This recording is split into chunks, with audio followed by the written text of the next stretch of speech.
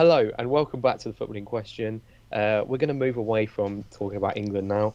Well, we might mention England, but we're going to do a sort of Euros review as an end to our Euros content. But first, I wanted to do something. I've been doing this for a while now because we've been doing predictions. I don't know if everyone's seen, but in the description of every video, I've been talking about the predictions from the last one. And I put together a bit of a leaderboard in terms of who made the best predictions. So for every video, an exact result, so exactly correct, is worth 3 points. 1 point if you get the correct winners, and you get none if you don't get it at all. And I just wanted to say none of us got any points for the last one because we all predicted England to win. So the leaderboard hasn't changed. I did say it would go to penalties. You did, but you also... He said 1-1 on penalties, which is absolutely... When we went to penalties, I was like, you bet this is amazing. I was very close to giving points for 1-1, but then I thought it's a bit harsh on Isaac, who predicted 1-0. Yeah. So, because I was a goal away. None of us get any points. So, the leaderboard, we've got 2 people joint second on 7 points. I know who those two are. Ashley, I think it's you and me. It's Ashley and Isaac. I have won. Yeah. I have won. I've got 10 points overall. You guys are on 7, so unlucky. Do you know boys. what ones we got right and stuff? I put them in the description of all of the videos. So, cheeky plug. If you go back to those videos, give them a watch. You'll see what we predicted, and you'll be able to see what we got right and what we got wrong. That was the leaderboard. Like I said, if you want to know what we predicted exactly, go back and watch those videos. And all the updated leaderboards, one at a time, are in the description. So, yeah, check them out. But I think we better get on to our Euros review. It's been a good tournament. I'm sure you'll both agree. Yeah. It's been fun to watch. It's been a brilliant tournament. Great tournament, yeah. So Really we have a successful couple of from UEFA. categories here that we're going to go through. We're going to start with the game of the tournament. Now, Isaac, what is your game of the tournament? It's really hard to pick this, especially when you're supporting one of the nations, because you kind of feel attracted to, like, which win did you feel the best after. And, you know, my favourite England game has to be the Ukraine game, because I've never felt so happy watching England in a quarter-final as well. I mean, sure, people will probably be more attracted to the Germany game, but for me, Ukraine was amazing because we just, we scored very early on and we were just dominant, and it just felt, we are awesome, England. It was great watching them. But for the neutral, like, the games which stand out to me, I think, obviously, the one which a lot of people might mention is Germany-Portugal. I wasn't watching it at the time. I was actually out at the pub having a drink, so I missed it. So I can't say that because I didn't watch it. The one thing I did watch was Netherlands 3, Ukraine 2. And I loved that in the group stage. Really early game, and I loved it. It was brilliant to watch. Belgium, Italy, I thought was an amazing game. I think that's Italy's best performance of the tournament for me. I'm sorry, but I'm filled with national pride right now. I'm going England 4, Ukraine 0. I've got the same issue with Isaac. You don't know whether to go for an England game or a brilliant game. For me, out of all the England game, though, it's not England-Ukraine that's my favourite. It's England-Germany. That was what I felt the best after. That was a brilliant win. Fairs. But if a neutral watches that game, it wasn't actually that exciting. But because it was such a big milestone for us to get over, that's why it was so big for us. But I think France-Switzerland was unreal. Like, oh god, I forgot about that game. What a game! Oh, wait, no! I need to change mine. I'm changing. I forgot that game happened. Oh my god. It was. I'm changing. What a comeback! I've got to change. And then the penalties. I don't think anyone out of all the players on that pitch would have thought. I mean, Mbappe wasn't having a good tournament already, but I don't think anyone would have predicted him to miss it. And when it came down to that last one, it was just unreal to see that Switzerland knocked out France, and it gave us such big hopes. We were like, oh my god, we could, like, France. We wanted to play France. Like, it was unreal. Yeah. So I don't know, England, Germany, or France, Switzerland. I was happiest after England versus Germany. That was the one I was like, oh my god, we just beat Germany. I couldn't stop saying it. I went and bought the England shirt the next morning. I was loving life. But like the category is not your favourite England game of the tournament, Isaac. So I think my game of the tournament is France, Switzerland. Yeah. I'm in a very similar mindset to both of you. I want to say England, Germany, but I think two other games were better. I think France, Switzerland was one of them, and I've actually gone for France, Switzerland. I've got up here the game. But my other one was actually Croatia, Spain, which was a very good game. That day was unreal. It was unreal. Croatia, Spain was a very good game. Late goals, went to extra time.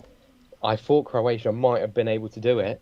Obviously, they didn't, but it's a very big shout for a game of the tournament. But I'm going to agree with you, Ashley, and I'm going to go France, Switzerland, because it was unbelievable. And the upset of France getting knocked out is just as more than Spain beating Croatia, which is probably what a lot of people predicted anyway.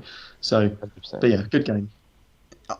I'd like to say, in my current state of mind, my head is running, it's all I can think about right now is England. And I genuinely forgot about the round of 16. My head was England and Italy. I could only think of England, Italy games, and maybe the round six and the group stage. I forgot France played Switzerland.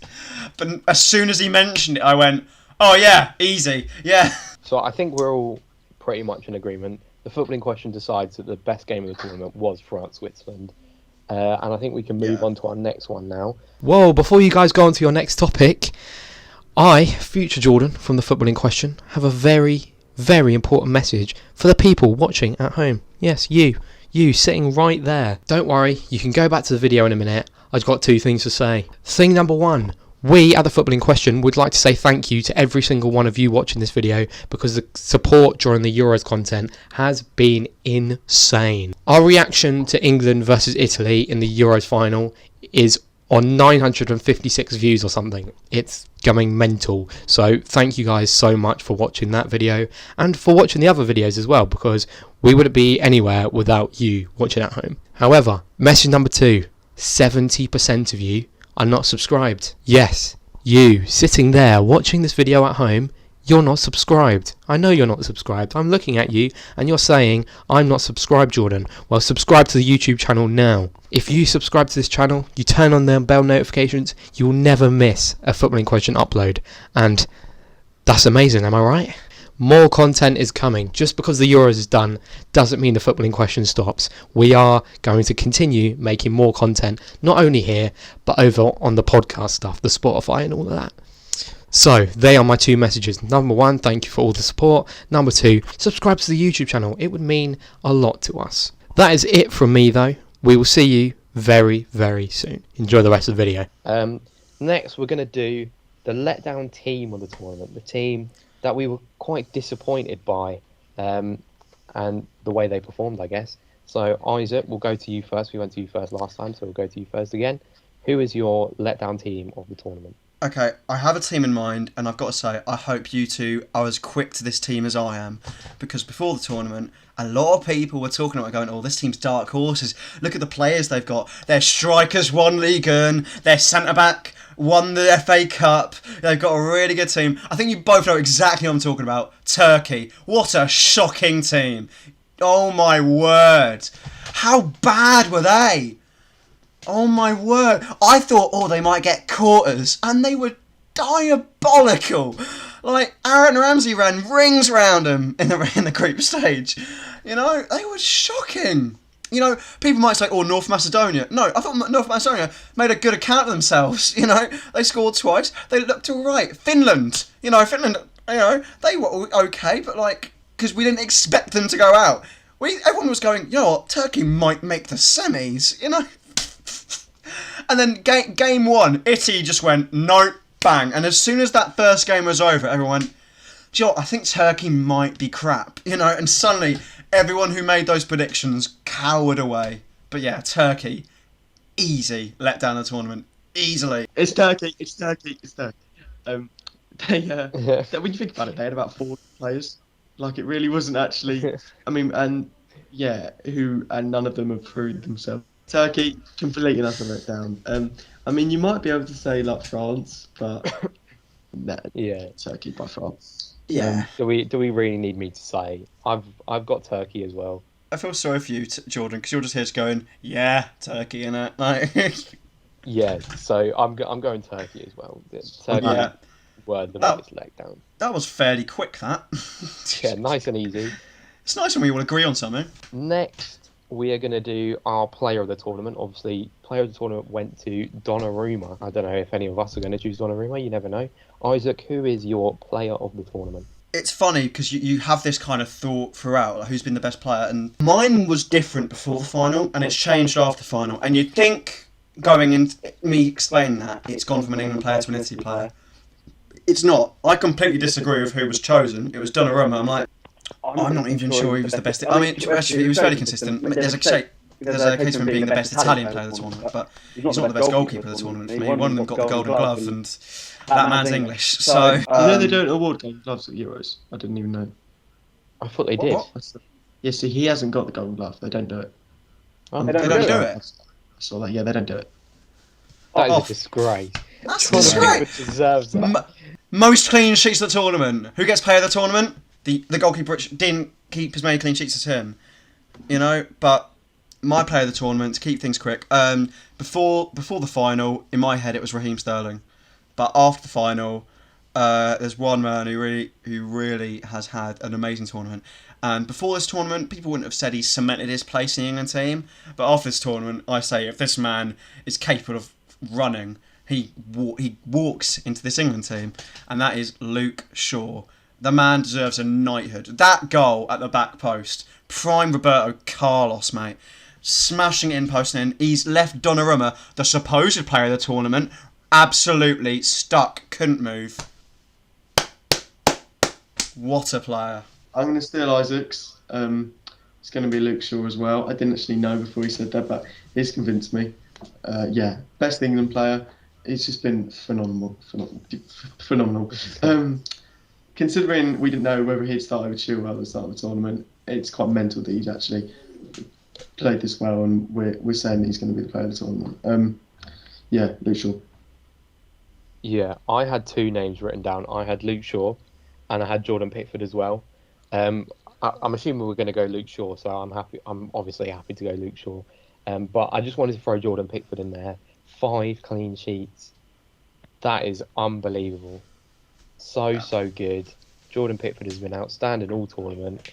And I think I've been egged on a little bit by seeing Donnarumma get player of the tournament to choose Jordan Pickford, because Jordan Pickford has been the best goalkeeper by far. Yeah.